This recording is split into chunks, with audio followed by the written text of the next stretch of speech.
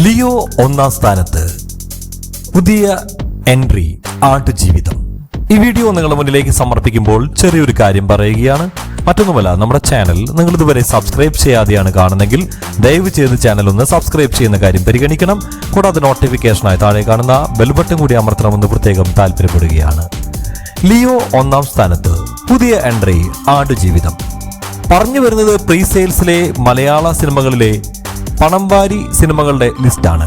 Pre സെയിൽസിൽ കേരളത്തിൽ പണം വാരിയ 5 സിനിമകൾ. മലയാളം മാത്രമല്ല ഈ സിനിമയിൽ ഇത്തരത്തിലുള്ള ഒരു മാറ്റങ്ങൾ ഉണ്ടാക്കിയതെന്ന് നമുക്കറിയാം. അതുകൊണ്ട് തന്നെ മലയാളം അല്ലാതെയുള്ള സിനിമകൾ കൂടി ഉൾപ്പെടുത്തിക്കൊണ്ടുള്ള ഒരു ചെറിയൊരു ബ്രീഫായിട്ടുള്ളൊരു വിവരണം മാത്രമാണിത്.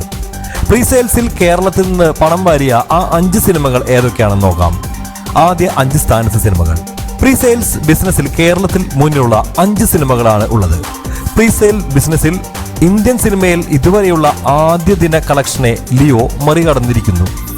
കേരളത്തിൽ നിന്നും പ്രീ സെയിൽസ് ബിസിനസ്സിൽ 3021 ഷോകളിൽ നിന്നായി ലിയോ 8.81 കോടി രൂപയാണ് നേടിയെടുത്തത്. കേരളത്തിൽ ഒന്നാം സ്ഥാനത്ത് ഇപ്പോഴും ലിയോ തന്നെയാണ് തുടരുന്നത്.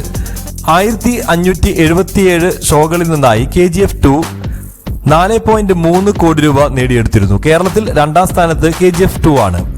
1920 ഷോകളിൽ നിന്നായി മലൈക്കോട്ടെ വാലിബനാണ് തൊട്ടടുത്ത സ്ഥാനത്തുള്ളത്. 3.87 കോടി രൂപയാണ് ചിത്രം കേരളത്തിൽ നിന്ന് നേടിയെടുത്തിരിക്കുന്നത്. കേരളത്തിൽ 3-ാം സ്ഥാനത്ത് മലൈക്കോട്ടെ വാലിബനാണ് അങ്ങനെ നിൽക്കുന്നത്.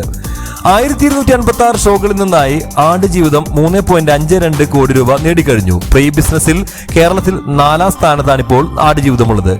1775 ഷോകളിൽ നിന്നായി കിങ് ഓഫ് കോത്ത 3.43 കോടി രൂപ നേടി. പ്രീ ബിസിനസ്സിൽ കേരളത്തിൽ 5-ാം സ്ഥാനത്താണ് കിങ് ഓഫ് കോത്ത എന്ന ചിത്രമുള്ളത്. ഇതിൽ മലൈക്കോട്ടെ വാലിബനും കിങ് ഓഫ് കോത്തയും പരാജയം നേടിയ ചിത്രമാണെന്ന് കൂടി ഓർക്കുമ്പോഴാണ് ആ താരങ്ങൾക്കുള്ള റേഞ്ച് നമ്മൾ മനസ്സിലാക്കുക. മോഹൻലാൽ എന്ന നടന്റെ ആ താരമൂല്യത്തിന് ഒട്ടും കുറവ് ഇത്രയും പരാജയ ചിത്രങ്ങൾ ഉണ്ടായിട്ടില്ല എന്നുള്ളത് നോക്കുമ്പോൾ അതാണ് വലിയൊരു ഞെട്ടിക്കുന്ന വസ്തുത. മാത്രമല്ല, ദുൽഖർ സൽമാനും ആ നിരയിലേക്ക് വളർന്നുകൊണ്ടിരിക്കുന്നു എന്ന് നോക്കുമ്പോൾ അദ്ദേഹത്തിൽ നിന്നൊക്കെ നല്ലൊരു സിനിമ വരികയാണെങ്കിൽ എന്തായിരിക്കും അതിന്റെ കളക്ഷൻ എന്ന് ഊഹിക്കാൻ പോലും സാധിക്കുന്നില്ല. മോഹൻലാലും അതുപോലെ തന്നെയാണ്. മോഹൻലാലിൽ നിന്നൊരു ഗംഭീര സിനിമ വരികയാണെങ്കിൽ ഇതുവരെയുള്ള എല്ലാ റെക്കോർഡുകളും പഴങ്കഥയാവുമെന്ന കാര്യത്തിൽ സംശയവും വേണ്ട. ഏതായാലും പ്രീസെയിൽ ബിസിനസിന്റെ കാര്യമാണ് നിങ്ങളുമായി പങ്കുവച്ചത്.